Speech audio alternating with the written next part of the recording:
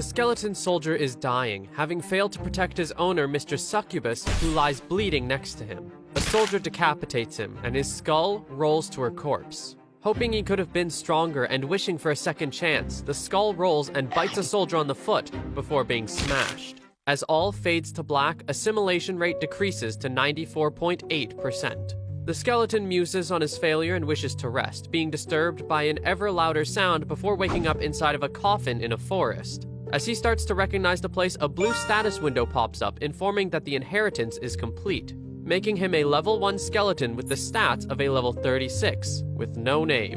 His thoughts are interrupted by a woman named Rubia claiming she had woken him, and realizing it is the same woman who made him into a skeleton soldier 20 years ago. He realizes he is back to when he first rose. He knows Rubia will soon be killed by bandits, and after some thought, remembering his dead master, he decides to save her and carries her away, finding no point in living if he can't even protect her. A scenario window appears, displaying information on Rubia just before 2 horsemen approach, prompting No Name and Rubia to hide. One wields a crossbow and the second a great hammer. And No Name realizes they weren't random bandits, but the mercenaries hunting Rubia. After they pass, Rubia starts to explain who she is before being shot by the crossbowman. As the Great Hammer user approaches Rubia, No Name strikes him in the head with a rock, but the man recovers and deals him a crushing blow to the skull with his hammer, causing him to die again and fail at protecting Rubia. He then wakes up again in the coffin, while Rubia announces herself, much to his confusion. No Name has been raised again with his memories intact, and now faces a memorial window, offering him a bonus of 20+ goodwill with necromancers or 40+ blunt resistance. Choosing the latter, he tells a surprised Rubia to hide before the mercenaries arrive, causing her to wonder how he can talk and know this. He then asks for her dagger and vows to protect her as she hides. The mercenaries approach and spread to search for Rubia, and No Name is able to ambush and kill the unassuming crossbowman, leveling up before being smashed in the skull by the Great Hammer user. Though the damage was mitigated by the bonus, it was still too much. The mercenary wonders if there was a dungeon nearby and proceeds to smash No Name to dust, killing him a second time. As No Name rises again, he applies the points he gained from killing the crossbowman to raise his agility. In his third life, he manages to kill the Great Hammer, but he was killed by the crossbowman. Finally, having gained more experience and levels, he is able to overcome and kill both mercenaries in his 4th life, succeeding in protecting Rubia after 3 deaths. As he walks with Rubia in a cave, No Name recaps his situation internally. Every time he dies, he goes back to when he was first summoned, starting at level 1 but retaining his skills and stats and receiving a memorial bonus. And if he experienced something different in his previous life, he gets a new ability. However, he doesn't know how many more times he can revive. Rubia pulls him from his thoughts, explaining that she is the daughter of Lord Ray, an honest and principled man who resisted the new changes imposed by the newly ascended, warmongering king. For this, he was assassinated, leaving Rubia orphaned. No Name recalls that the king will soon launch a massive 9-year-long war to unite all the lands under his rule, followed soon after by the resurrection of the 16 devils. He lacks the power to stop this war, but at least he can protect this girl who's been caught in the middle. Though he must become stronger in order to do that, and one day meet his mistress. They agree that they should get to a village and emerge into the mountains. Though Rubia attempts to play with him, No Name points out that skeletons are usually emotionless. They are headed to Ublam, and Rubia suggests buying armor there to hide No Name's nature in order to avoid panicking the humans. She is then saved from slipping to her death, being glad at having No Name there to protect her. After crossing the mountains, they finally reach Ublam, and Rubia decides to enter the town alone while No Name waits outside in order to avoid scaring anyone. She reassures him about her safety and promises to return soon. No Name waits patiently for 3 days wondering about her, and on the 3rd day a door opens as an old man emerges from the castle with a wheelbarrow and dumps something. Memories of his time with Rubia flash through No Name's mind as he approaches her beaten corpse. Looking down at Rubia's corpse, No Name laments failing to protect her as he hears 2 men approaching. They were Rubia's jailers, and state that she committed suicide before they could sell her, causing their superior to beat one of them. One of them departs while the other searches for the corpse, dropping his sword once he finds it and promptly being stabbed from behind with the blade by No Name before he can do anything else. When questioned, the man reveals that the owner of the inn brought the girl to them, and they were following orders from the leader of the guards, after which No Name runs him through. Closing Rubia's eyes, he decides to look for the owner of the inn. That night, No Name approaches the inn, his body covered by a cloak, and kicks the owner inside. Cowering, the man yells that he doesn't know anything regarding the 2 dead organization members who had been sent after the daughter of the Lord of Erst, as he confused No Name with someone else. No Name then informs him about Rubia's fate and interrogates him as to its cause, stabbing him through the thigh before he can escape. Terrified, the innkeeper states that he merely handed the girl over to the guards, unaware of what would happen, because the leader of the guards has to give girls over to the Necron Society to use as slaves. Before he can say anything about the society, the snake tattoo in his neck comes alive and strangles him.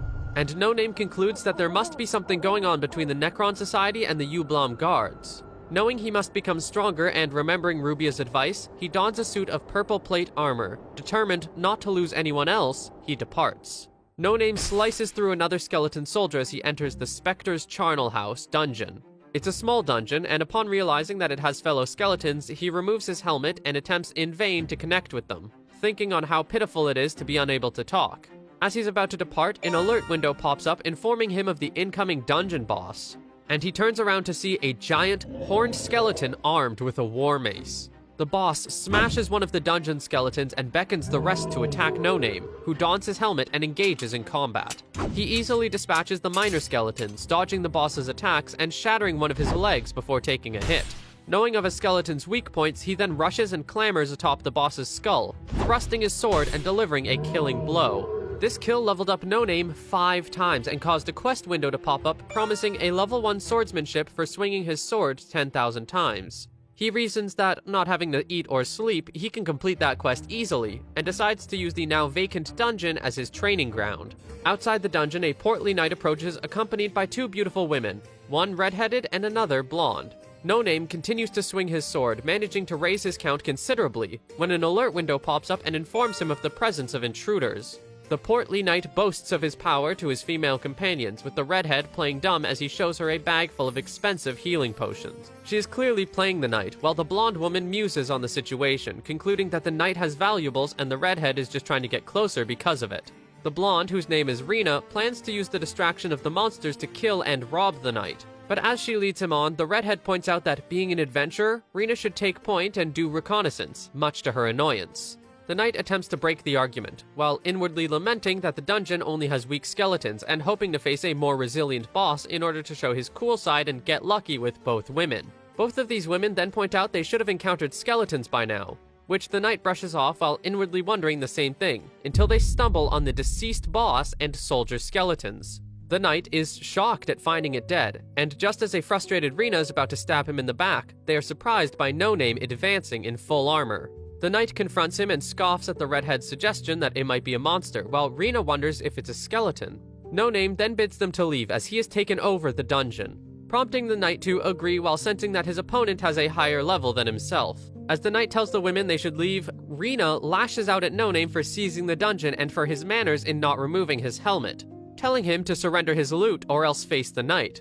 The latter, besotted with Rena, tells No Name to reveal his face, and a smirking Rena muses to herself on taking his stuff too, before all 3 are frozen in shock at finding out he's a skeleton. No Name tells them to leave, and while the redhead realizes that he might not be an average skeleton, the knight dismisses this, and, despite No Name's advice not to, prepares to fight. Trying to show off, he attempts to strike No Name with his blessed Morning Star, but the latter, having warned them to leave, slices his hands off before he can deliver the blow. Rena is enthralled. As the knight groans in pain, the redhead attempts to flee, before Rena kills her in cold blood with a throwing blade. No Name, believing he was the intended recipient, prepares to fight Rena before the latter asks to be spared. She introduces herself as a member of the T&T Guild, a thieves guild carrying out assassinations, thefts, and information gathering, and she offers her services to No Name. She states that the redhead was her intended target since it would be troublesome for No Name if she got away, and she saved him the trouble of dealing with that woman. No Name, who was not planning on killing the redhead, asks Rena the reason for killing her colleague, to which she replies that she believes he cannot be killed through trickery and that she was her target.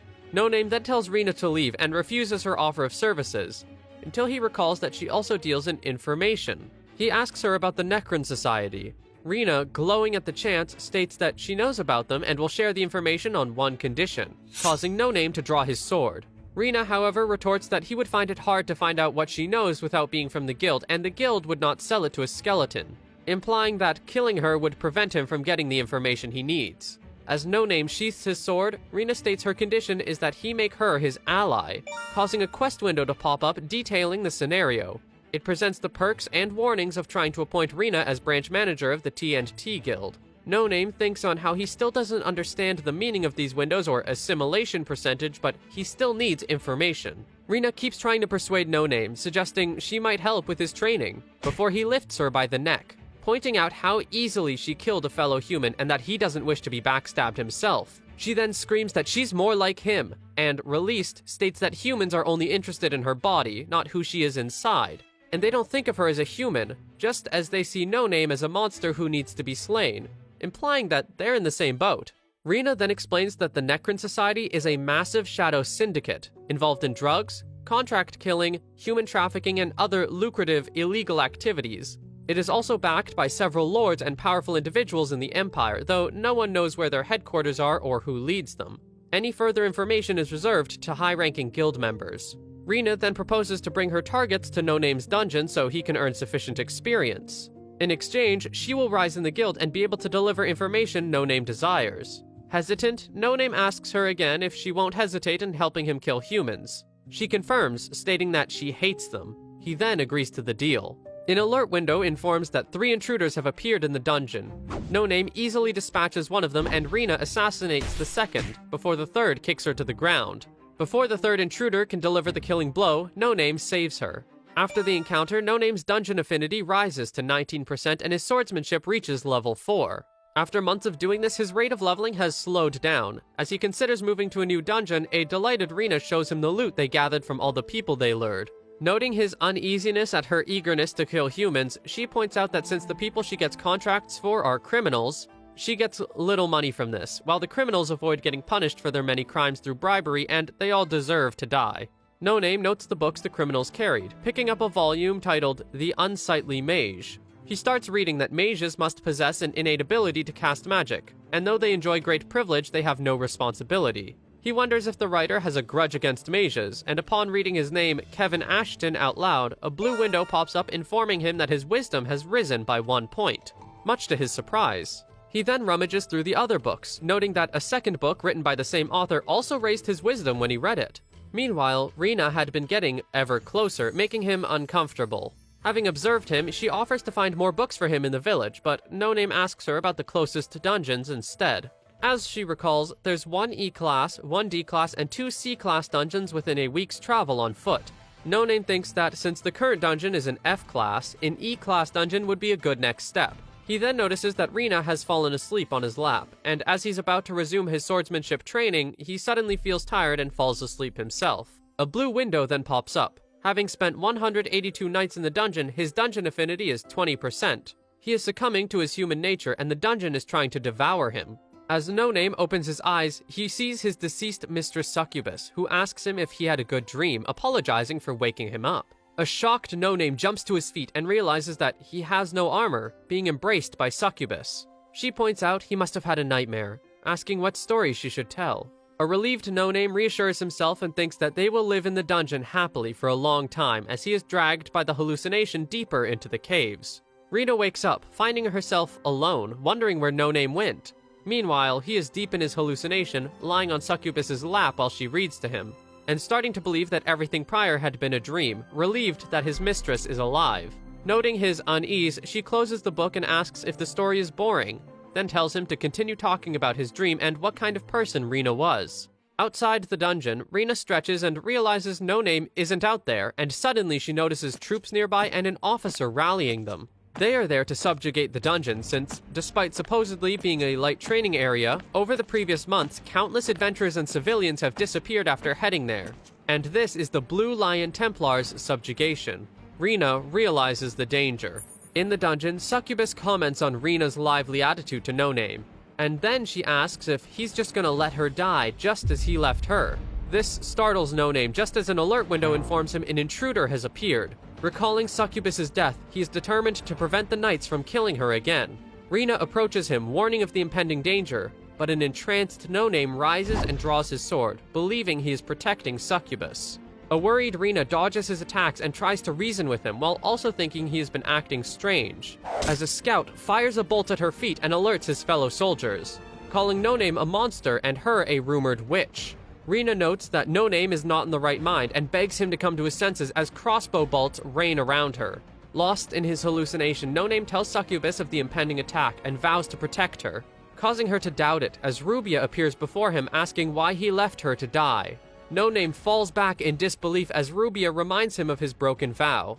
Succubus then tells him he failed at protecting them because he was weak, and both rebuke him for his failure as he sinks deeper into despair. Outside, a soldier approaches the Blue Lion Templar and informs him that the scouts have located their targets. As No Name sinks deeper and deeper, he wishes he were stronger. In the dungeon, Rina takes cover from the bolts, and noticing No Name's state, decides to act. Using a smoke bomb as cover, she grabs No Name with a rope and makes a run for it, planning to lure them deeper into the dungeon in order to escape. She is stopped as a blade grazes her shoulder, soldiers barring her path. Their leader arrests her on suspicion of murdering multiple adventurers and promises to put her on trial. He also accuses her of necromancy as well, as he notices the entranced and speechless No Name rise, and orders his men to take the monster out first. Meanwhile, No Name's senses fade as he sinks deeper and deeper, concluding that must be the afterlife and glad that he met Succubus and Rubia one last time. However, upon remembering that he should have been resurrected if he was dead, he realizes this is an illusion and that he must wake up. He must get stronger to protect Succubus 20 years in the future. He is a skeleton warrior who protects his mistress, who will protect everyone. No Name wakes up to Rina's bloody face. She stood between him and the soldiers and received 3 arrows to her back. A startled No Name picks her up as she jokes about hearing his thanks if they survive. The commander berates his soldiers, since their orders were to capture Rina alive, and noticing No Name carrying her, tells her to give up, just as she grimly lights a fuse. The commander watches in horror as the lit fuse burns towards a stockpile of munitions that Rina describes as her going-away present. The exploding stockpile is revealed to be poison smoke, and Rina asks No Name to carry her on his back as they escape. Any soldiers that get in his path are swiftly cut down, and he asks Rina why she remained despite that number of soldiers. She replies that she is his ally, causing No Name to inwardly lament being caught in the illusion. As they leave the dungeon, No Name is relieved at not seeing any other soldiers. He is about to break the shafts of the arrows on Rina's back, before seeking more treatment elsewhere, before he hears the Blue Lion Templar stating that reports of Rina being a high-ranking necromancer were exaggerated, before swiftly striking No Name down with his sword. No Name falls, his arm severed by the Blue Lion Templar's blow. The Templar looks at his foe with contempt and asks a surprised lord the reason for wasting his time to capture a weakling like Rina. The lord explains his belief that she was a powerful necromancer, only to be paralyzed by the Templar's death stare. He attempts to end his life as payment for his sin before the Templar orders him to stop. Having somewhere else to be, he starts to depart, leaving Rina for the lord to punish at his own discretion after her trial. Suddenly, he turns to face a risen No Name, who wonders who the Templar might be. Noticing how he didn't sense him or see him swing his sword, and realizing he's on an entirely different level from all the opponents he has faced so far, No Name wonders if he can win. But seeing the wounded Rina decides that it doesn't matter, since he will fight regardless of who he's facing. The Templar dodges his attack, and as the Lord insults No Name for his insolence and orders the recently emerged soldiers to help, a rumble is felt. An alert window pops up, informing a puzzled No Name that the higher-level Blue Lion Templar has used an advanced skill restricting his mobility, as well as that of those in the area. With everyone immobilized, the Templar approaches Rina, wondering how No Name can move, while she lost her consciousness and noting she doesn't look like a high-ranking necromancer. But if he were right, killing her would be beneficial. As he draws his sword to strike, No Name forces himself to move and attempts to attack him, though the Templar dodges the strike and breaks his sword. Noting that the reports weren't completely wrong, he strikes the final blow to the kneeling No Name, killing him for the 5th time. As darkness descends, No Name thinks about Rina and his failure to protect her, comforted only by the thought of going back to the grave in the forest and to see Rubia again. However, he awakes in the dungeon, deeply perplexed at the situation as he recognizes his surroundings and sees Rina sleeping on his lap. The status window informs the inheritance is complete, and now he has the skill of a level 70. No Name and all his stats is heading to the designated waypoint, and his dungeon affinity has dropped to 92.49%. Examining his surroundings, he notes that, while he is alive, he hasn't returned to Rubia, wondering if he will ever see her again. A memorial window informs him he has died 5 times and earned a bonus, upgrading him to Necromancer's Lover. which gives him plus 20 likability with necromancers with whom he has close ties, and an additional 10 with the necromancer with whom he has a working relationship. As he wonders if Rina had been acknowledged as a necromancer, he remembers her taking arrows for him and decides he should repay her. But before that, they should escape the dungeon. No Name wakes Rina up and tells her that they must leave now, knowing that he must exit the dungeon before his affinity increases to the point where he hallucinates and subjugation forces arrive. He decides to go to the next dungeon, planning to head to the arid underground cemetery.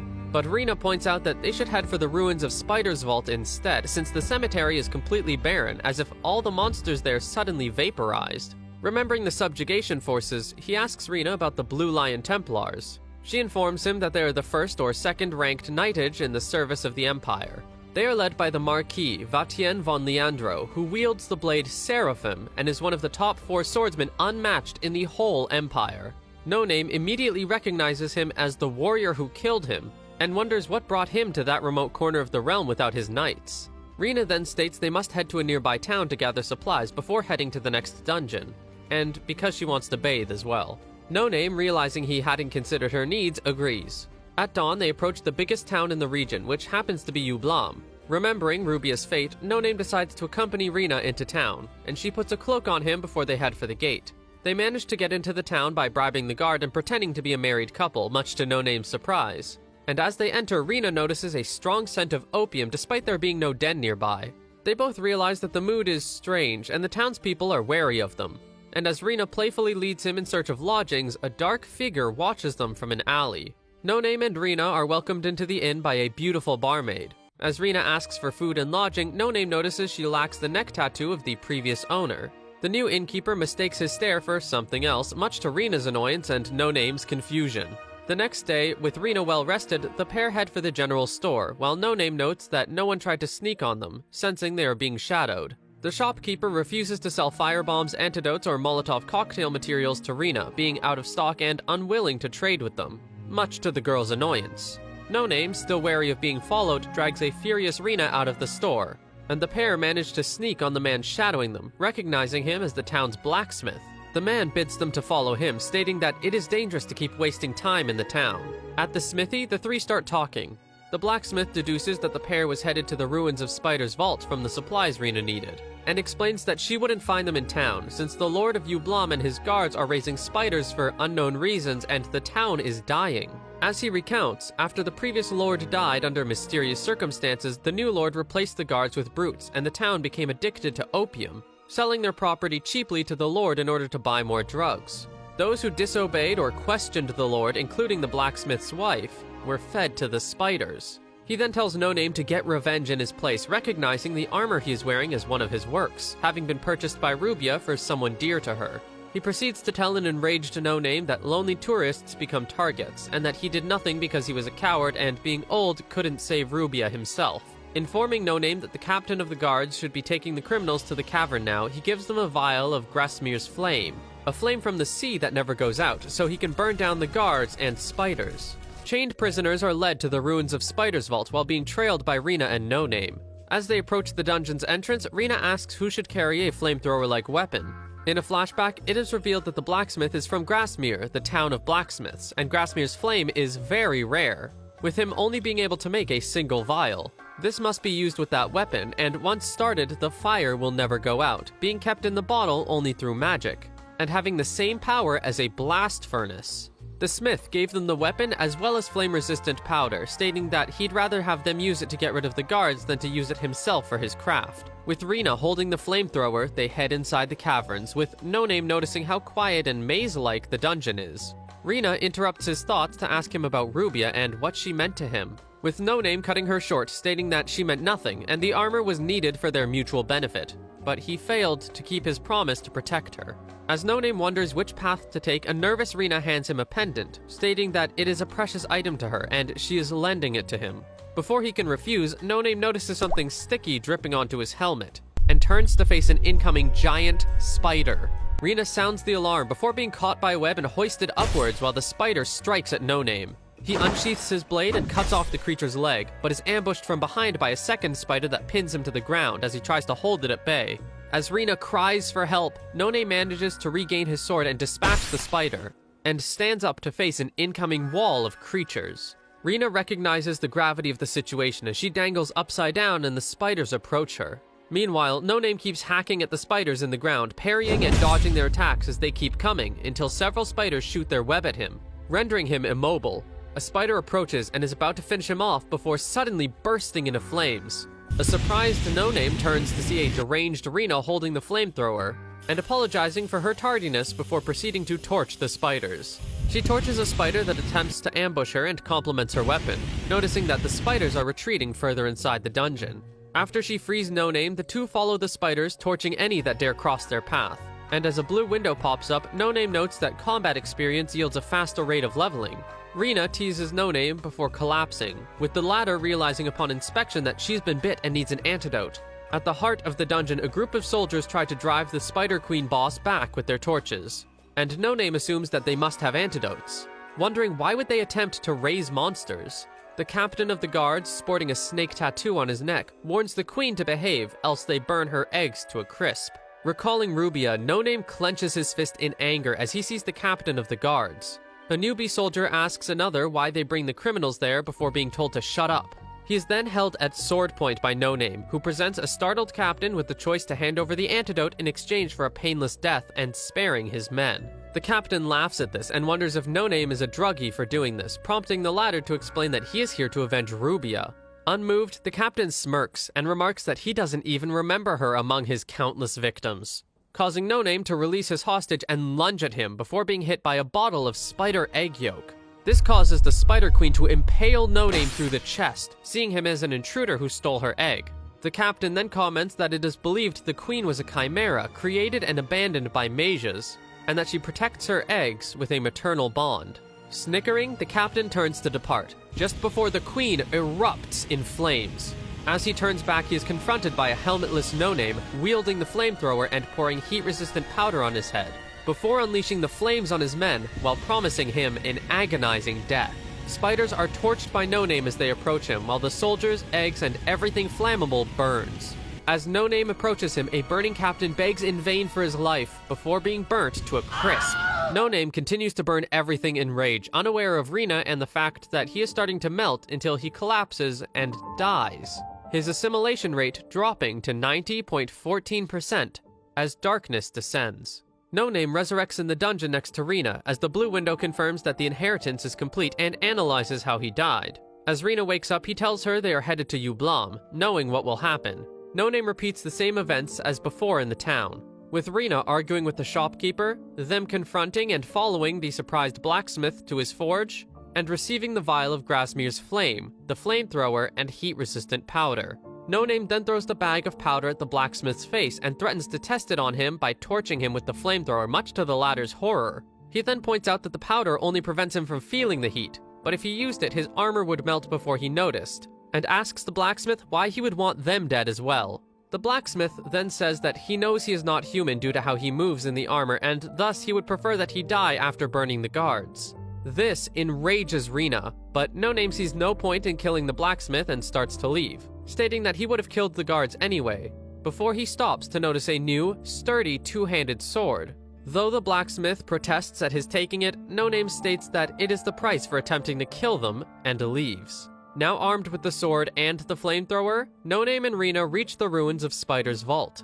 The girl points out that they should use the flamethrower carefully and merrily starts to enter the dungeon, before No Name, remembering how she died because of him and unwilling to put her in danger, knocks her unconscious and enters the dungeon alone, promising to return soon. No Name burns his way into the dungeon, handling the power of Grasmir's flame with care before being confronted by a perplexed captain and his guards. Upon one of his men's suggestion, the captain tries to fool No Name, claiming that they will escort him to safety, while preparing to throw him a vial of egg yolk a second time. He fails, however, and No Name shatters the vial with his sword, as the surprised captain asks him who he is. The skeleton then states that he promised him an agonizing death, upon which he orders his men to attack. No Name then burns them all as the captain escapes, noting he cannot use the flame for long else he melts again. The captain then strikes him from behind, breaking the flamethrower, pointing out that the Spider Queen is furious at No Name for breaking her eggs before picking the last one. Using it as a hostage, he orders the queen to attack, and though No Name blocks the attack, he is flung across the cavern. He wonders what to do as he blocks the incoming attacks, finally stumbling on a rock and falling to the ground. He then notices the broken flamethrower and darts towards it as the Queen strikes and shatters his helmet. The captain rejoices at this before noticing that the Queen's leg is now on fire, and turning to face No Name, brandishing his now flaming sword and repeating his promise of the agonizing death. The Spider Queen roars as No Name slices her limbs before finally striking her down in one fell swoop with his flaming sword. As the skeleton stands over the spider's corpse, the captain, shocked by this outcome, tries to strike him down from behind. No Name chops his sword hand off, the blade cauterizing the wound, and once again promises a slow, agonizing death. Frantic, the captain orders his men and the spiders to deal with him before realizing they're all dead. Fleeing, his shirt catches fire from touching a puddle of Grasmere's flame. Distracted by his futile attempts to stop the fire from spreading and fleeing No Name, the captain stumbles backwards and falls off a ledge to his death.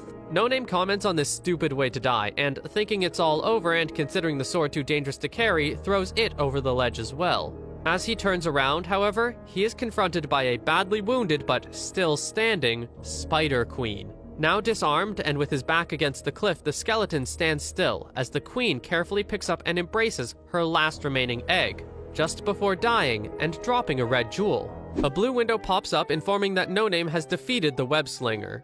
As a reward for completing the dungeon, he has boosted his soldier points considerably, as well as initiated the Borderline Adventure quest and earned a speed boosting skill and a ruby. No Name emerges from the cave with a bag of loot and is confronted by an angry Rena. She angrily yells at him for knocking her out and going in alone, but her face changes drastically when he presents her the bag full of gold, and she promises to become stronger to avoid becoming a hindrance and telling him not to leave her behind again. She then leads him to her guild's branch office. Sometime later, they arrive at an orphanage and Rena is greeted by the children, including her sister, and introduces No Name as the knight who helped her out. The headmaster of the orphanage then greets her and they head inside. The young, well-dressed man and Rena get reacquainted, and the latter introduces No Name. The headmaster then introduces himself as Lime, and after noticing how taciturn he is, suggests that No Name take his armor off. The skeleton refuses and is then shocked as Lime reassures him that he is fine with what's underneath the armor. But the conversation is cut short when a child's screams are heard outside, and Lime states that there are unwelcome guests in the premises, offering to continue later. In the courtyard, two armed men and a woman are trying to take a child by force, accusing her of running away. Lime intercedes and offers to talk things out once they release her. The men explain that they run the orphanage at the nearby village, and the child ran away after being sent to a court who backs the establishment and took a liking to her in order to be his adopted daughter.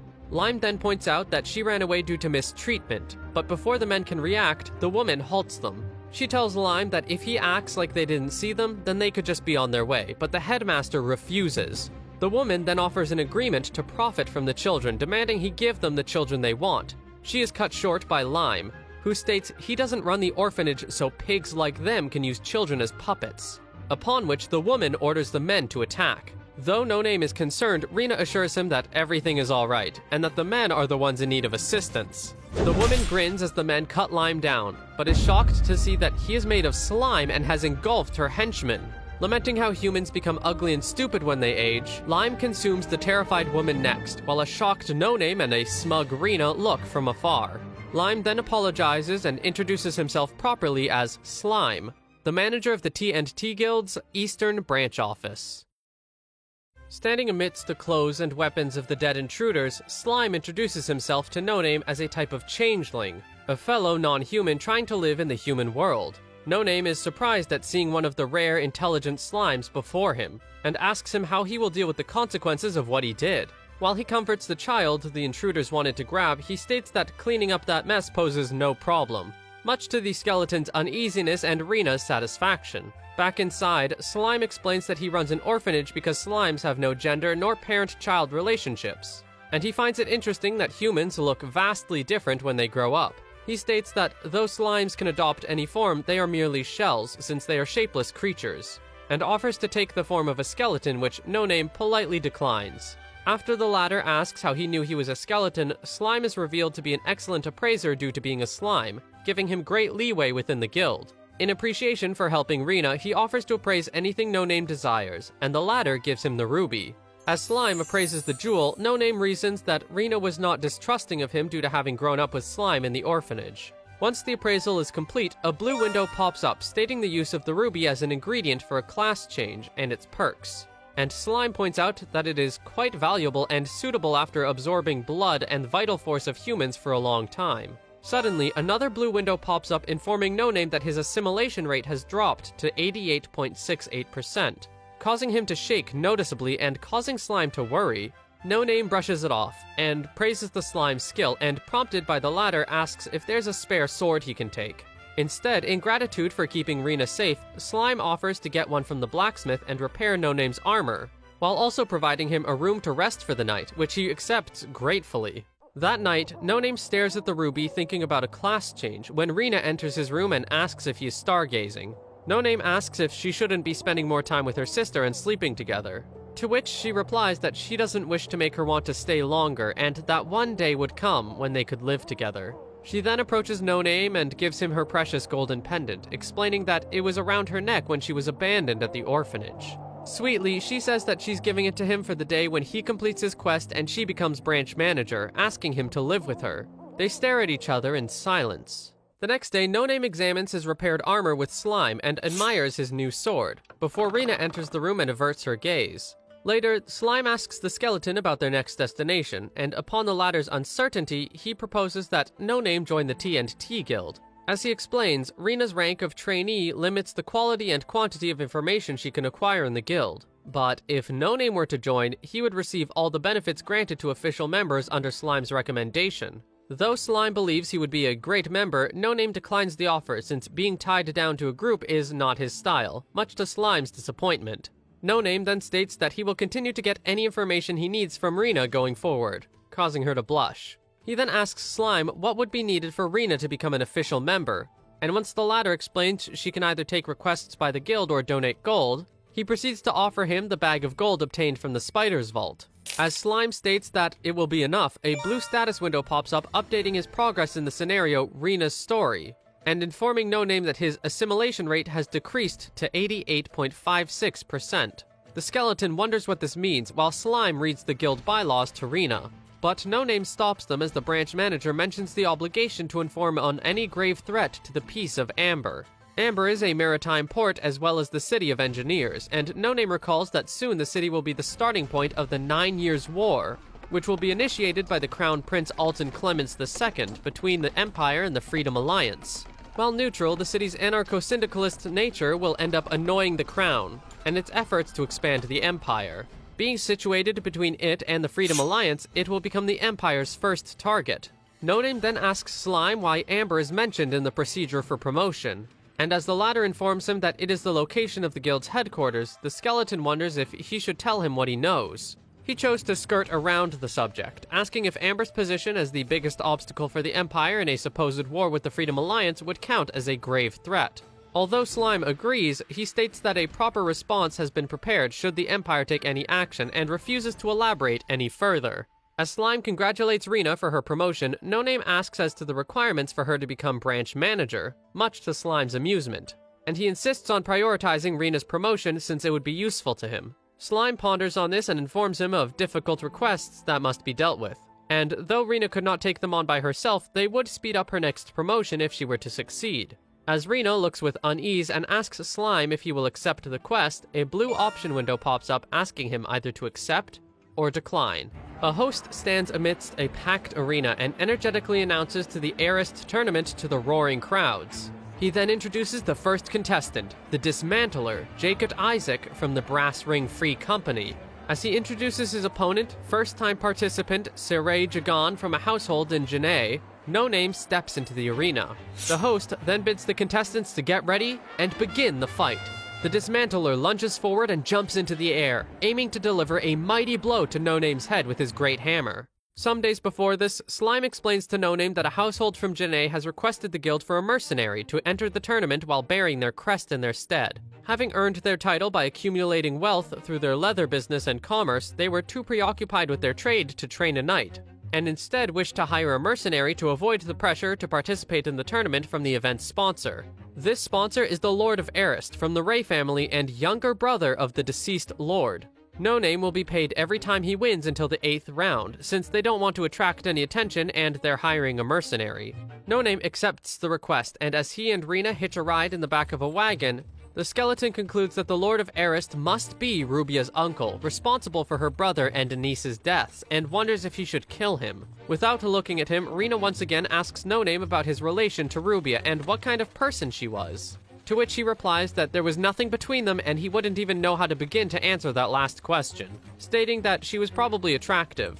Rena then asks if No Name would have given Rubia a different answer to the question she posed in the orphanage. The skeleton bluntly answers that he would have answered the same, since there is something he must do, being acknowledged by a disappointed Rena. The conversation is cut short as they're approaching Arist. A crowd forms a line to pass the city gates while the pair approaches a stand to enlist No Name in the tournament as a knight for the House of Janae.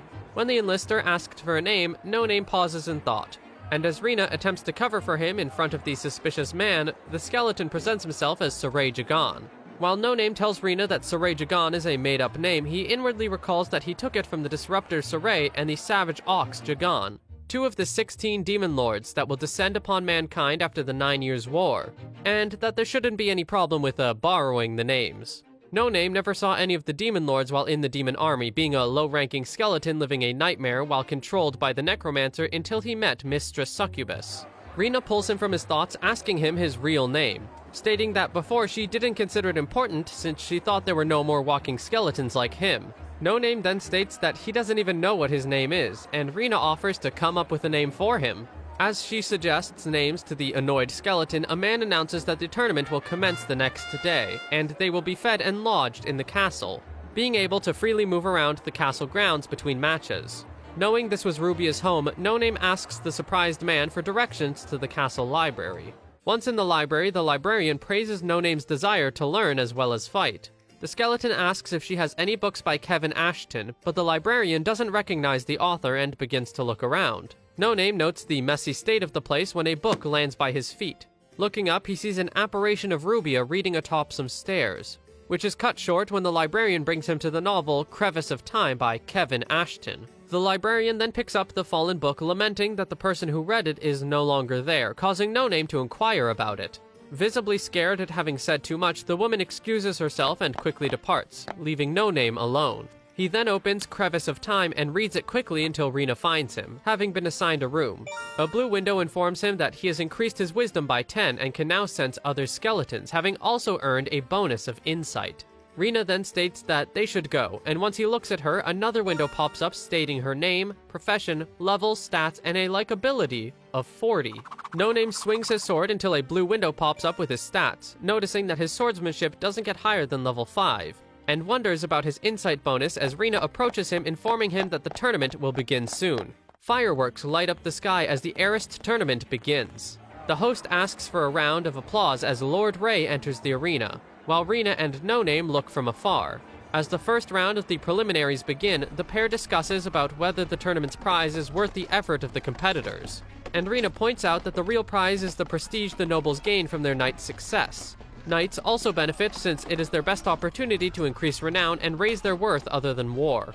This is especially so for oathless knights, who hope to get noticed by the noble houses and taken into their employ. No Name is told to get ready for the next match, and though Rena encourages him, the skeleton plans to avoid getting too much attention. In the arena, the host explains that the round will last until either contestant is incapacitated or steps out of the battle stage. While No Name thinks about the difficulty of throwing his opponent off the stage, Jacob Isaac berates him for his apparent weakness. Wishing to know his true strength, the skeleton uses his insight skill to see his stats. As the fight begins, No Name uses his superior agility to dodge his opponent's attack and break his hammer, much to the latter's shock and disbelief. No Name offers the now disarmed Jaycott to surrender, but the warrior lunges at him enraged and attempts to punch him. With no other choice, the skeleton dodges the punch and swiftly knocks his opponent unconscious with the pommel of his sword, causing everyone present to fall silent in shock. Prompted by No Name, the judge proclaims him victor, and the crowd bursts into applause, much to the surprise of No Name and to the delight of Rena. An insight window shows the stats of level 17 fighter Colin Harrod as he thrusts at No Name with a spear. He dodges the attack and knocks his opponent down. Later, the window displays the stats of a level 29 warrior Jang Phillip, who attempts to strike No Name with his chains only for him to catch them with his sword and pull the warrior towards him and incapacitate him, causing the crowd to cheer again. Later, the skeleton praises the convenience of the insight skill for allowing him to gauge his opponent's strength and act accordingly, and wonders who Kevin Ashton might be. He snaps out of his thoughts as he notices Rena holding off 3 men who wish to see him. They introduce themselves as representatives of a merchant group, a fiefdom, and a noble family, and ask that No Name work for them as their guard, each competing to offer him a better payment. He refuses their offers regardless of his salary, and after some thought states that he will not abandon the House of Janae, much to Rena's surprise. As the men ask No Name to reconsider, a drunken swordsman yells at them to quiet down so he can sleep, and stating he is a participant of the tourney. He asks the guards to take care of them and escort them away. Rena then tells a shocked No Name that the drunk is his next opponent, causing No Name to wonder inwardly on how a drunkard got into the quarterfinals, activating Insight to check his stats. He is shocked as the Insight window is completely blank, and is even more puzzled when he tries again and gets the same result. In the arena, the host introduces No Name as Saray Jagan, and his opponent as Tebold Reynolds, noting his incredible speed. Tebold asks the host for the restroom but is denied since the fight is about to begin, while No Name wonders why Insight doesn't work on this man. As the fight begins, the skeleton decides to forego Insight and lunges at Tebold, prepared to strike. Needing to pee, Tebold laments the situation before swiftly dodging the attack and appearing behind No Name, promising to end the fight quickly and mentioning Imperial Fencing First Chapter, before attacking the confused skeleton. No Name barely manages to block the attack and is complimented by Tebold. As the swordsman unleashes another attack, the skeleton then grimly realizes why Insight doesn't work on him. Tebold has a far higher level than himself. The pair continue to duel as No Name blocks the incoming attacks, much to Tebold's delight. The swordsman then parries the skeleton's sword and lunges at the gap in his armor, noting his lack of combat experience, but is surprised as No Name closes the gap in time and somersaults to a safer position. Tebold notes that it didn't feel as if his strike had succeeded. No Name thinks on how he was saved due to the blade passing through his ribs, which would have been fatal for a human. Wondering who Tebold might be, he asks him about the Imperial fencing, to which the swordsman replies that he used to be an Imperial Knight. He then proceeds to taunt No Name, stating that he isn't skilled enough to become an Imperial Knight himself, and then presses his attack, challenging No Name to strike. While blocking his attacks, No Name thinks Tebold must be weaker than Vatien, and since he might have to face strong Imperial soldiers in the future, he can't lose to a retired knight. As the swordsman presses yet another attack, the skeleton sees an opening. Tebold's technique is based on lunging, which at one point exposes him to side attacks. Seizing the opportunity, No Name hacks at Tebold from the side and manages to cut him in the arm before he dodges the strike, causing the crowd to gasp in awe. Wounded but alive, the swordsman stands to attention and decides to face his opponent as a proper Imperial Knight. As Rena wonders who Tebold might be, an oathless knight informs her that he is an Imperial Knight due to his sword technique, and is surprised that No Name hadn't lost yet. Apologizing for fighting him drunk, Tebold states that there's a special requirement to becoming an Imperial Knight other than battle instincts, but he will only reveal it to No Name if he manages to defeat him. He then blocks the skeleton's attack, commenting he is better at blocking, before driving his sword to the ground. The swordsman then launches an attack with a curved path that surprises No Name, and sends him flying backwards, then promising to end the fight with a swift strike. No Name raises his sword, but the curved attack pierces his neck and sends him falling to the ground. As Tebold approaches the host to claim victory, he is startled to see a panting No Name rising and resuming the fight, causing him to wonder if he's a monster.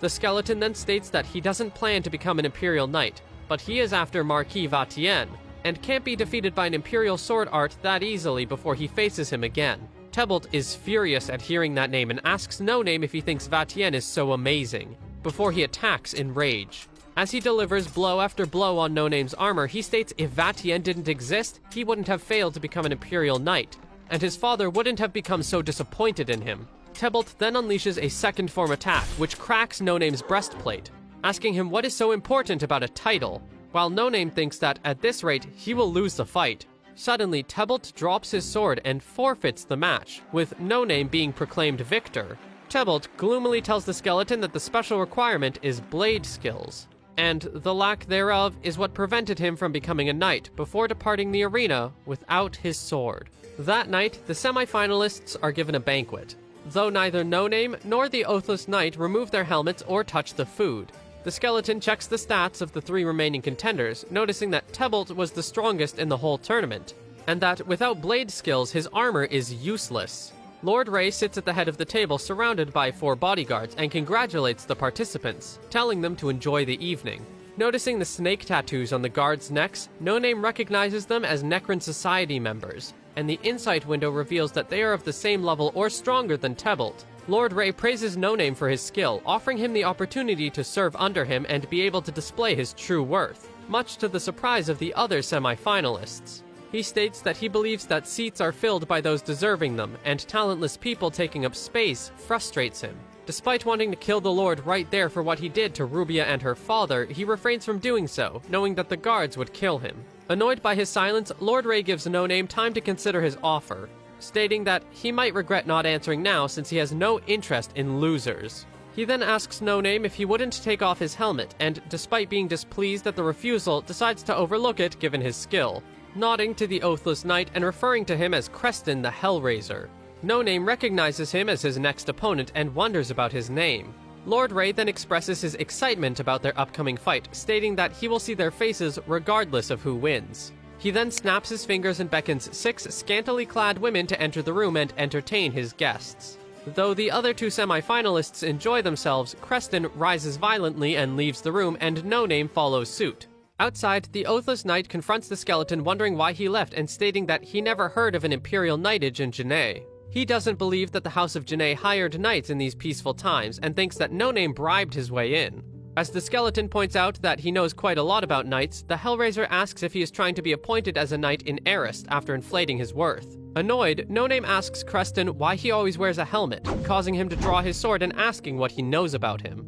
To which No Name replies he knows nothing. Sheathing his sword, the Hellraiser promises to crush No Name's insolent attitude and helmet the next day.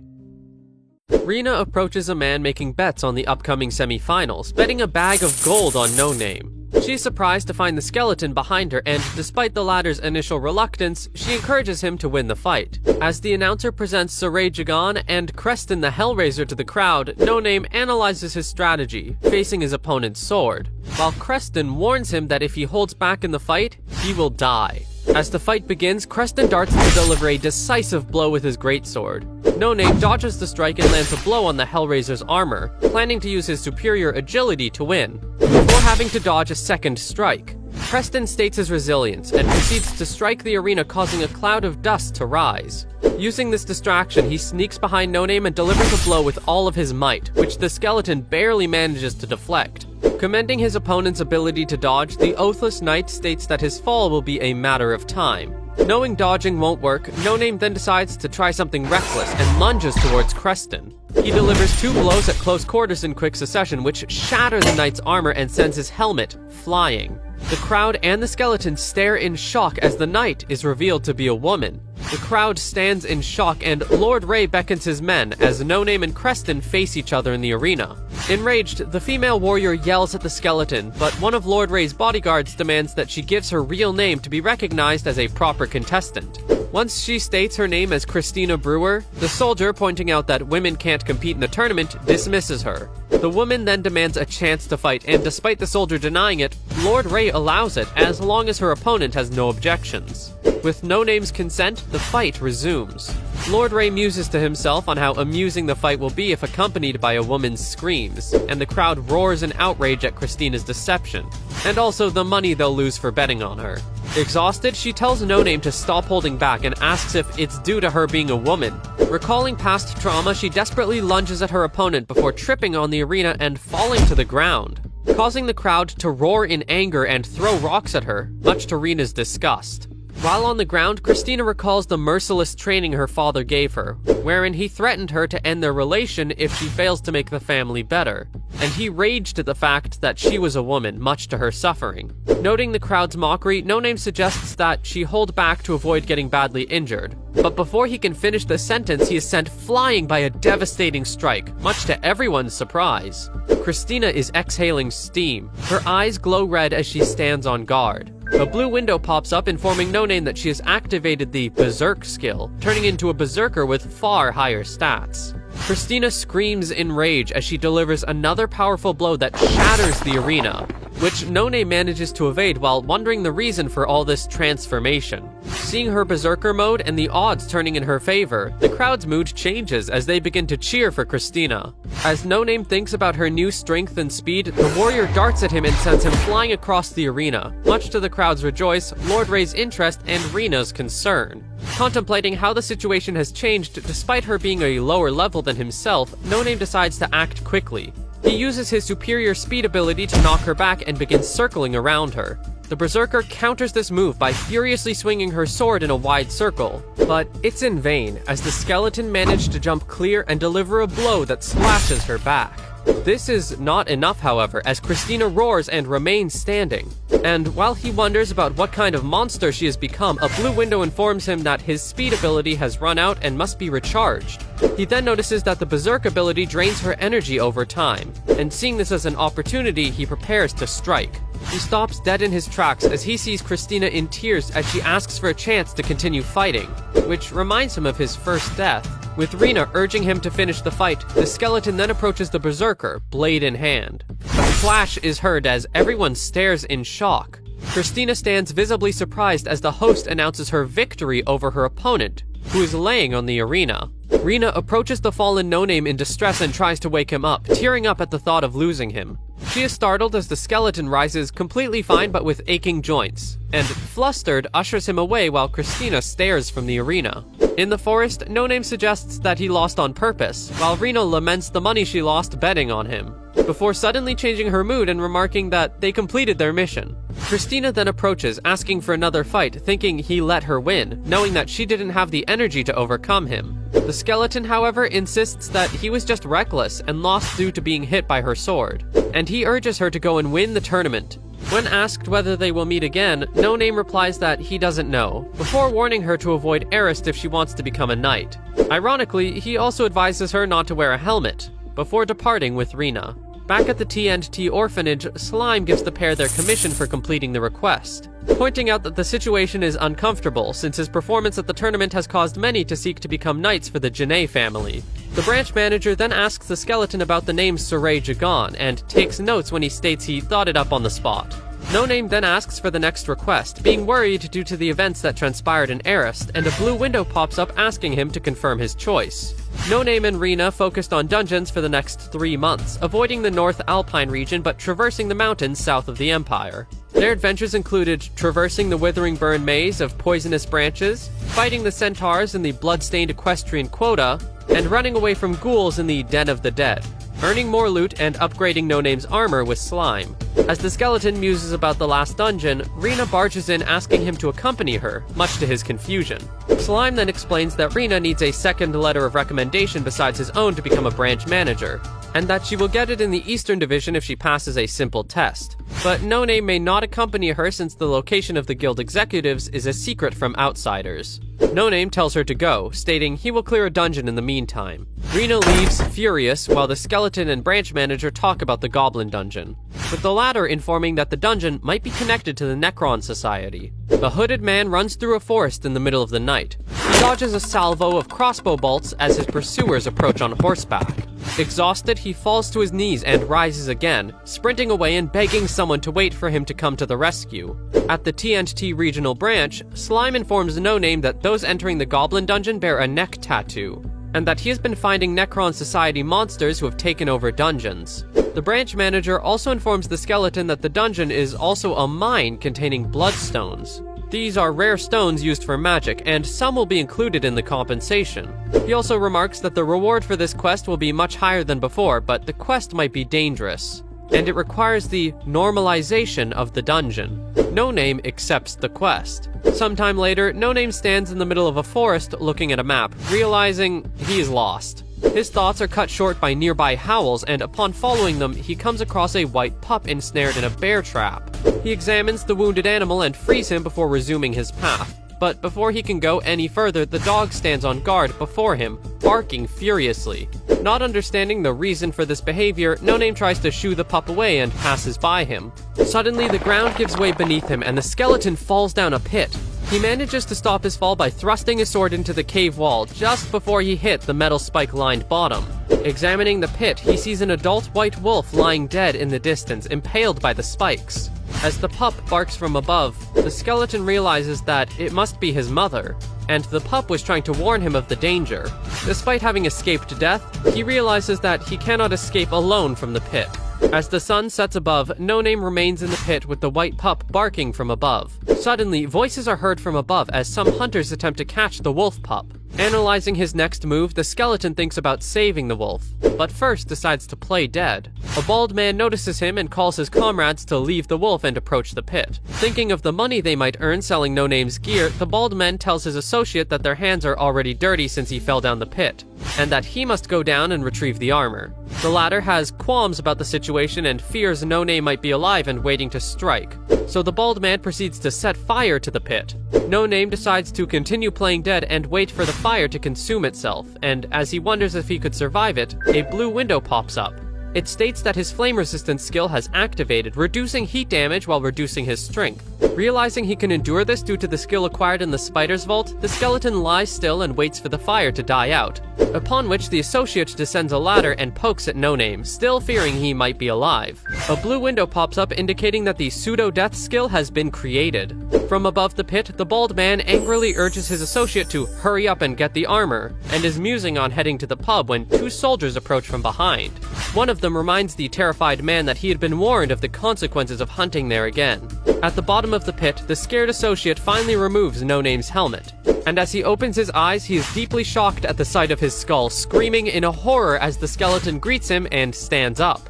He is suddenly knocked to the ground as the bald man is tossed from above and lands atop him. No Name climbs the ladder as the soldiers are distracted, searching for valuable loot. He then notices a snake tattoo on one of the soldiers' necks, identifying them as members of the Necron Society. The soldiers are preparing to depart when No Name greets them, causing the startled men to turn around and confront him. As they begin to realize he came from the pit, the skeleton tells the shocked men to guide him to the goblin's dungeon. This causes them to draw their weapons and ask for his purpose in heading there. No Name answers that he was requested to do some things in the dungeon and reaches for his sword in preparation to fight the men. Suddenly, the lead soldier, noticing his cape, asks if the skeleton is Darrow Nim, the new supervisor sent from the organization, and he sheaths his blade in relief, stating that he was expected. No Name decides to play along and says that yes, he is the supervisor, prompting the lead soldier to bow and tell his subordinates to do the same. The soldier states that he had been informed that the supervisor would be wearing a red cape and apologizes for not recognizing him. No Name accepts the apology and tells them to lead him to the dungeon. As they head to the dungeon, the lead soldier explains the profitability of the mine to No Name until his subordinate lets slip that the captain fools around with the goblins, much to his distress. Deciding that he might find out more by playing this role, the skeleton asks about any peculiarities about the work. The soldiers reply that there's a strange man the size of a kid snooping around who has managed to evade capture. He also remarks that the man seems to know things about the dungeon even they don't know, and knows its layout perfectly. The small man has managed in the past to free some slaves before they stopped him, and the soldiers suspect that there might be a spy. They finally reach the dungeon, and No Name looks down upon the massive mining operation underway. Enslaved goblins carry out hard labor under the watchful eye of whip-wielding overseers. One of the goblins collapses from exhaustion, dropping his load of minerals and causing the enraged overseer to whip him mercilessly. The overseer then orders some men to get rid of the badly beaten creature. No Name sees the enslaved goblins and recalls what his mistress told him about them. Goblins are a cowardly species that excels at reading lands and discovering materials, avoiding humans by hiding in the mountains. The most advanced goblins would become the main pillars for the 16 Demon Kings, and No Name heard that they despised humans with all their heart, which seems unsurprising as he passes a pile of dead goblins. He is pulled from his thoughts by the soldiers as they enter the dungeon, and a blue window pops up describing it. It tells him that it is a large-scale dungeon with a base level of 10 to 20 that would require 15 to 20 people to clear. As No Name thinks on the information, the strange man trails the group from a distance. Deeper into the dungeon, the lead soldier introduces No Name as the new supervisor to his captain. The captain greets the skeleton and informs him of the progress of the mining operation. He also asks him to put in a good word for them to the higher-ups and offers their services for the duration of his stay. No Name compliments their work, and inwardly analyzes the best course to fulfill the request to kill everyone in the dungeon, until the captain suggests that he take off his helmet. Fearing discovery and realizing he must make something up quickly, No Name excuses himself, stating that he can't remove the helmet due to a treatment for recent burns. And upon a request for identification, he states that he left it at home. The skeleton starts to believe that his luck is up, until the captain laughs it off. But then the captain requests to see the snake tattoo that would prove his allegiance to the Necron Society. The captain then realizes he is not the supervisor, and as No Name reaches for his blade, he signals his men to aim their crossbows at the intruder, promising to torture him for further information. No Name analyzes the situation, and heavily outnumbered and bereft of any other choice, activates his speed skill and lunges into combat. No Name cuts through the soldiers as the frantic captain orders them to fire their crossbows. The officer's joy at them hitting their target proves to be short-lived, as the skeleton continues to cut through his men at a high speed unhindered, and finally strikes him down. A blue window pops up informing No Name that he has earned the reward of Conqueror of the Thorny Maze, which decreases the damage done by crossbow bolts by 40%. As he heals, the skeleton stares at the 3 remaining soldiers who fall to their knees, begging for their lives. After stating that he had no intention of killing them, he pries an ID from the dead captain's corpse and, having procured identification, tells the soldiers to guide him to where the goblins are. On the way, the soldiers explain to the skeleton that there's a second group of 10 soldiers inside, and as he notices the dead goblins lying around, they point out that it is the work of the second group. Soon enough, they arrive to a tunnel where the second group of soldiers is shooting crossbow bolts at a restrained goblin for fun. No Name identifies the creature as a hobgoblin, a species far more intelligent and stronger than ordinary goblins. Hobgoblins also possess healing abilities and are referred to as royal goblins. The other goblins cry out at the ongoing torture, prompting the group leader to silence them, before noticing the approaching soldiers and No Name. When questioned as to their presence there at the time, No Name steps forward and introduces himself as the supervisor. As the group leader attempts to remove his helmet, the skeleton grabs his forearm firmly and commands him not to touch him. Shocked, the group leader tells No Name to let him go, asking what's wrong with him, while the strange man continues to watch from a distance. Seeing the tied-up hobgoblin, the skeleton then twists the group leader's arm, and after some initial protests and upon seeing the 3 soldiers' signals, the officer pretends to apologize before pulling out a dagger and thrusting it through the armor's eye slit. As No Name falls to his knees, the group leader tells the soldiers to explain the situation. But before they get a chance to, they are struck with fear as the skeleton pulls the dagger out of his helmet. He proceeds to call the group leader despicable and stab him in the eye with the blade, causing the soldiers to fire their crossbows. Retrieving the dagger, the skeleton throws it at a soldier's face and slashes another with his sword, upon which the 4 remaining soldiers flee in terror.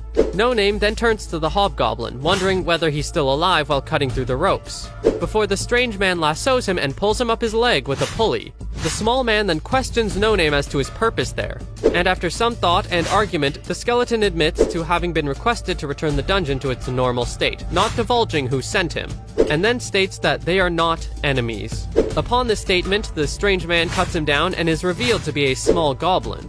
The goblin then heads towards his tied-up kin and tells the skeleton to go back since he will handle the problem. As the hobgoblin is untied, a blue window pops up informing No Name that his name is Insukases Bumtong, the dungeon boss. Outside the dungeon, 2 surviving soldiers run for their lives, thinking that their attacker must not be human, and wondering how to escape the fake supervisor. A man with a red cape and a snake tattoo approaches on a horse, and, overhearing the conversation, asks the terrified men for the meaning of their words. Inside the dungeon, No Name stares at the released hobgoblin, and wonders how a dungeon boss was so weak to be captured like that. As he reaches for his blade, the dungeon boss runs away in fear while the small goblin chases after him, calling him daddy, and telling him to stay still while he heals him. The skeleton finds it strange that a hobgoblin was defeated by human soldiers, but the goblin child explains that they are peaceful, and the humans set traps to ensnare him and enslave his people. No Name insists and wonders aloud why the boss is ranked F-, much to the child's confusion, and later states that dungeons are measured in advance to determine their difficulty level and deter people from going. The child retorts that even though they only hide in the dungeon, that place is still their home, and then tells No Name to depart. As No Name is about to leave, he notices a bomb rolling towards him before being thrown away by the explosion. As the hobgoblin runs away in fear, the skeleton sees the supervisor approaching with the 3 soldiers. The man demands to know why No Name impersonated him, Darrow LaRouge Nim, and produces a small crossbow from under his cloak. Before he can fire, the Goblin Child dashes and slashes his wrist, causing the man to berate him as a slave. He then fires his crossbow, but the child manages to dodge the bolt, knocking the weapon from the supervisor's hand with his lasso, and jumping dagger in hand to deliver a killing blow. The Goblin Child falls back, a crossbow bolt piercing his chest. Upon seeing the scene, his father screams in horror and approaches his son while the supervisor mocks him and prepares to finish him off with his crossbow. Before he can fire, the enraged hobgoblin knocks the weapon out of his hand with a quick swipe, and eyes glowing red proceeds to kill the supervisor, thrusting his fist through his chest and hoisting him up in the air before throwing him at the soldier's feet. The enraged and bloodied dungeon boss roars in fury, his muscles tearing up the bandages covering his wounds, while the soldiers flee and No Name looks from the ground. A blue window pops up informing him that the hobgoblin's mad enchantment has activated, revealing the creature as a hidden dungeon boss and raising its stats until his strength or will to fight is consumed. It also warns that blood-red hobgoblins are extremely non-violent pacifists that will develop a strong desire to kill when angry, and it reveals a hidden quest to pacify the hobgoblin. The creature notices No Name and strikes, his blows being deflected by the skeleton's sword. He admires the hobgoblin's strength but uses his superior skills to strike him from behind and send him flying across the room before choking him unconscious. Standing atop the dungeon boss, No Name wonders whether he should kill the creature until he notices the worried goblins gathering, including the creature's son. The hobgoblin then stirs and begins talking, having regained his senses, and embraces his son. A blue window informs No Name that the hidden quest had been completed, earning him 200 allegiance from the hobgoblin and a 70% rise in reputation with the blood-red goblin tribe, which will grow over time. It also informs that the assimilation ratio has decreased to 88.3%, causing the skeleton to ponder on its meaning, and noting that whenever something new is recognized, the assimilation rate goes down before trying to remember something. His thoughts are interrupted by the hobgoblin thanking him and offering to repay his kindness, which he refuses. The hobgoblin asks for his name, which the skeleton denies having.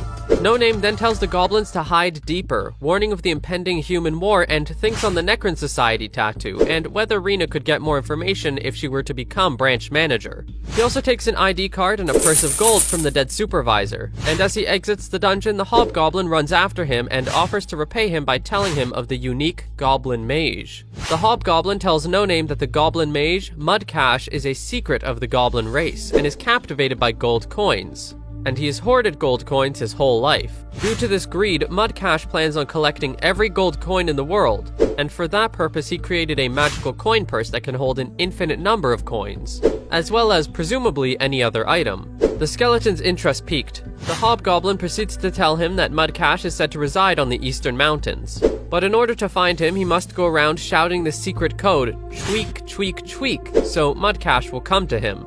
The goblin explains the code means, "Do you like money? I do," and proceeds to teach No Name how to make that sound. At the TNT orphanage, No Name informs Slime that he has completed the quest, and he even got rid of Necron Society members. Slime thanks him and offers to repair his armor. The skeleton remarks that the snake tattoo worn by the members can strangle them to death, and the headmaster confirms it is the work of magic, meant to kill anyone who attempts to leak secrets regarding the society. When No Name asks how to break the spell, Slime tells him that it depends on the power of the one who cast it, believing that he might know who that person is, but it's too early to say now. Slime then informs No Name that he might have to leave for the time being on guild business, and Rena has passed the test, and may have something to tell him when she returns. That night, an unarmored No Name is looking at the night sky from his window, when Rena surprises him from behind. She teases him and he notices her bruised face before asking about her promotion. Rena thanks him for his help and, after some pause, asks him to run away together, leaving everything behind save for her sister to live in hiding. The skeleton bluntly declines, reminding her of their agreement to use each other and make Rena branch manager so that she could be of use to him, causing her to sigh and state that the test isn't over yet. She then states that they told her that she must bring him to them at a specific time and location, and that after becoming branch manager would become abundant to her, suggesting they know about the skeleton's true nature. No Name notes the ominous request while a scared Rena states her unease and fear that he might regret going with her. stating that the guild wasn't important and they should just run. No Name cuts her short and states that it's important to him since they need information, and Rina's promotion is a way to obtain it, while inwardly thinking that he also wants to clear the scenario. Rina comments on how No Name seems to be more interested than her in getting into the guild, before smiling warily and agreeing to go. At dawn, Rina and No Name ride a cart in silence heading for their destination.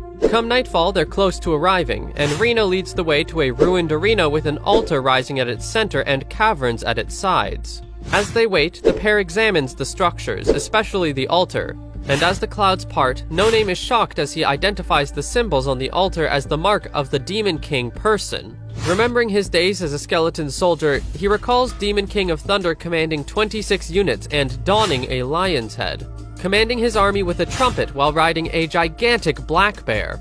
No Name realizes that the TNT Guild worships a Demon King, and realizes the snake of the Necron Society is the symbol of the Demon King Duke Bodis, who commanded 60 units. He concludes that, though it is still 10 years too early for the descent upon the world, the Demon Kings still influence this world. Suddenly, several robed figures appear from the rocky caverns in the arena, including an old man with a turban and a staff who presents himself as Patrick Ajar, a mage, and the third-ranking director of the TNT National Headquarters. He then introduces the other figures as other TNT executives who share the same beliefs. Those beliefs being the reduction of the human population. No Name is shocked at this and asks the man the reason for summoning him there as well. Patrick states that they studied both his and Rina's past, noting that he immediately stood out from the rest, and proceeding to list his accomplishments since rising from his grave. Praising his strength, the mage states his desire to create a new world with him due to the merciless way humans treat other species. He removes his turban, revealing himself as a member of the deer people who are hunted by humans to use their horns in medicine. He also states that humans also kill each other, and remembering Rubia and Mistress Succubus, No Name asks the deer man about his plans. Patrick then states that there will be a great war and the resulting blood must be offered to their king, so that he can descend upon the world to cleanse it of humans. No Name identifies their king as the Demon King, much to the applause of Patrick, and the crowd stands in awe as he states its name is Person. Seeing no need to explain the legends, the mage concludes, stating that preparations for the ritual to offer the blood and cries of humans to their king are complete, and once he descends, it will be the end of mankind. No Name is surprised that such a group exists, and remembering the war is about to start, he asks Patrick if they're responsible for manufacturing it. The mage simply states that the war was waged by the crown, and they only plan on increasing the casualties, preventing any call for truce, and manipulating the hero of the war, ultimately causing the Empire and Alliance to despise each other. Knowing the future, No Name thinks on how their plans will only partially succeed. Their god and his 12 brethren will descend upon the world after the offerings, and slaughter mankind for a decade until they're slain. He briefly thinks about how these followers would feel at seeing their gods die, and later asks Patrick where he thinks the Empire will strike first. He confirms that it is Amber, where the TNT headquarters are located, and that despite the city's powerful and brutal attempts to prevent the war, they failed. And after that, war preparations were hastened by the royal family. No Name asks the deer man if the TNT blocked the peace attempts, causing him to laugh uncontrollably at the absurdity of the statement, since they never could have hoped to achieve that, and they simply failed. He states that there will be a war, and they're just going with the flow, and asks Rina and No Name to join them, promising power. When the skeleton asks if he means power within the TNT, Patrick states that it's included, but he means actual power. He removes his staff and summons ancient powers as the hooded figures begin to transform into different monsters, much to Rina's shock. Patrick's antlers grow as he morphs into a gigantic deer, and many other followers assume their true forms as well, and begin to converge on No Name. No Name stares at Person's followers, and realizes that, despite being far below the chain of command, they still pose a threat to him. Patrick then stomps, unleashing lightning that splits the ground around him, and making No Name feel the enormous pressure under that fraction of Person's power. The deer man then offers this power to the skeleton, prompting the latter to inquire about its cost. Patrick states that once the seal is carved onto No Name's body, Person's power will flow through him if he believes. and he will only have to perform a ritual sacrifice every full moon. No Name notices the human followers present, and upon questioning, they reveal that they are regular humans who harbor hatred towards mankind, and are apologetic to the monsters for being born humans. The skeleton then recalls that after the descent of the Demon Kings, 1 in 10 or 20 humans joined the monster army, including some that went with the flow, as well as others who had already researched black magic and had no choice but to join, and a few who harbored real hatred towards humans, and truly believed that they should be wiped out. Patrick asks No Name if he will take the seal, promising to create a righteous world of balance. The skeleton states that he will not try to dissuade them, but will not join, since he will not devote himself to a king that will fail. A harpy calls this statement blasphemy, noting No Name's weakness and the power he's being offered. Inwardly, No Name agrees that he is nothing and might not survive fighting a harpy, and since his growth rate has reached its limit, a power boost would be welcome. However, he fears that they will demand that he devote his life after he takes the seal, and he doesn't know how many times he will revive if this will happen, unwilling to be person's slave no matter the power offered. As the harpy grows impatient, No Name asks Rena what she will do, and she asks him if he would want her to accept. No Name states that, though she might have power for 10 years, it would be gone after the Demon Kings are defeated. Sighing, Rena states that she would never take that power alone, and nothing else mattered as long as she and No Name were together. The Deer Man is surprised at the refusal, but No Name reaffirms to him that he does not object to their goals. He just doesn't want to become an underling to someone who will lose. The harpy, furious once again at this blasphemy, bares her talons and descends to strike him down. But before she can strike, Rena yells at everyone to stop. She states that if they don't let them go, she will fire the contents of her pack, revealing it to be full of Imperial Army flares. Everyone stands still as Rena warns that the flares will cause people to come and look, and since the followers don't like the attention, they should let the pair go. As the harpy complains, Patrick tells everyone to stand down. After confirming that No Name will not take the seal, Rena states that it will be difficult to stay alive now. A werewolf identifying himself as Brody Baldov states that Rena is bluffing, and that he can handle any humans that come his way. A nervous Rena throws a quip concerning the werewolf's eyes before Patrick tells everyone to step away from Rena and No Name, since that is the optimal spot for person's judgment, and he doesn't intend to drag it any longer. Wondering if they're being released, No Name announces they will depart, before the Deer Man's antlers charge with magic and the creature paralyzes them where they stand. Patrick states he must kill them since they have heard too much. But first he offers them a final chance to join. No Name concludes that they can't forcefully carve the seal, which the Deer Man confirms. After some thought, the skeleton asks if the Necron Society is made of Botis's followers, and if the contract with Person will also kill them if they tell secrets. Patrick merely states that he will know the answer if he joins, or die if he doesn't, and after No Name requests the answer as a parting gift, he states that the Necron tattoos only empower the chief priest and enslaves the rest to do his bidding. As the Deer Man asks for them to choose once again, the flares in Rena's bag ignite, startling everyone present. A blindfolded woman whispers something into Patrick's ear and he orders everyone to scatter. As everyone else hides, the blind woman remains with the paralyzed pair. Regretting that things turned out like that, she then states that before she leaves, she must take care of them. As she touches Rena's face, her hand turns into slime, revealing her to be the headmaster of the TNT orphanage as evidenced by her mismatched eyes. As the pair is being consumed, No Name reminds Slime that children will die if war breaks out. But the latter simply states that there is no other choice, and it is proper that humans should be exterminated. As the headmaster regrets that they couldn't work together any longer, No Name sees Rena begin to melt, before the darkness descends once more. No Name wakes up once again in the charnel house with Rena sleeping on his lap, thinking on the long life he had just had and the help he received from the TNT Guild. He knows he can't go to them this time, or Rena will die again, and deeply regrets causing her death. A blue window confirms his inheritance is complete, and reveals that he has learned a new bonus of corrosive resistance after his 7th death, raising his resistance to acid. It also reveals the Necromancer's Lover bonus has been automatically selected. The skeleton concludes that in this life, he will have to be alone.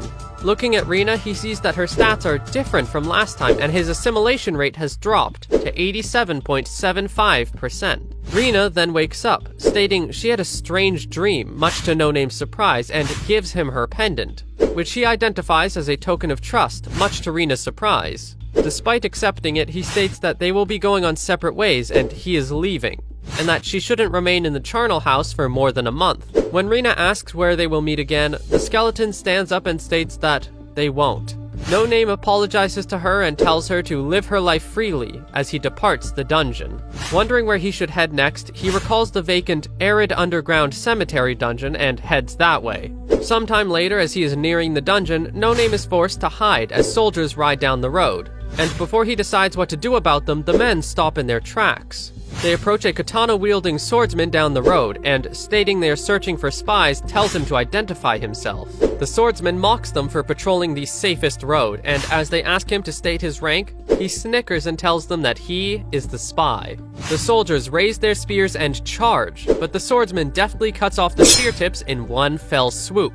Telling them he was joking, the man pulls an ID and presents himself as Chandler Namjak, the young lord of Grasmere. The soldiers apologize, and the man tells them to get his weapon from his castle, handing them his seal as proof as they depart. Hidden in a nearby bush, No Name examines the man, and as he is about to depart, he hears a voice greeting him. The world fades to black, as a blue window pops up telling him the caster's understanding of skeletons from his previous life has reached the rank EX. No Name wakes up unarmored, unable to move, and staring at several blue windows. One informs him he is in a deep sleep and is dreaming, and within this dream his stats have decreased and his magic and field of vision have been suppressed, while another states he is under a powerful enchantment. As he checks his surroundings, he starts to move, and a blue window states that his stats are now 15% of what they were. As he stumbles forward, he sees another skeleton soldier which proceeds to fight him, until a window warns him his health is below 75%. No Name then reads his opponent's pattern and delivers a punch that sends him flying and then snaps his collarbone. The skeleton then recovers and reassembles before departing, and as No Name notices he has also recovered, an orc skeleton appears behind him. The orc sends him flying with a single punch and then raises No Name by his arm, shattering his humerus. No Name then gathers his severed arm, and a blue window informs him that his level 5 sword mastery has been activated with a 70% effectiveness. He stabs the orc's skull with the arm, shattering it and killing the skeleton before healing once more. A stone then lights up as a sign tells No Name to choose what he wants from an assortment of shields and weapons, making the skeleton note that someone is watching over him. After he grabs a sword and shield, the stat debuff is lifted and his field of vision restored, revealing massive piles of bones. 3 orc skeletons assemble and approach No Name. As he gauges the situation, one of them swings an axe at him, which he manages to block while thinking that if his skull cracks, he might see Rina again. But he shouldn't rely on miracles. After he loses his shield, the skeleton manages to evade the orc's axe blows, wondering what his captor wants. Although he wants to live, he realizes that there isn't any hope and wonders if this is just the end. And after kicking away his shield, the orc skeletons subdue him on the ground. He wonders why they don't just kill him, concluding that someone is controlling them and wondering who could be so powerful, as a woman watches from the distance.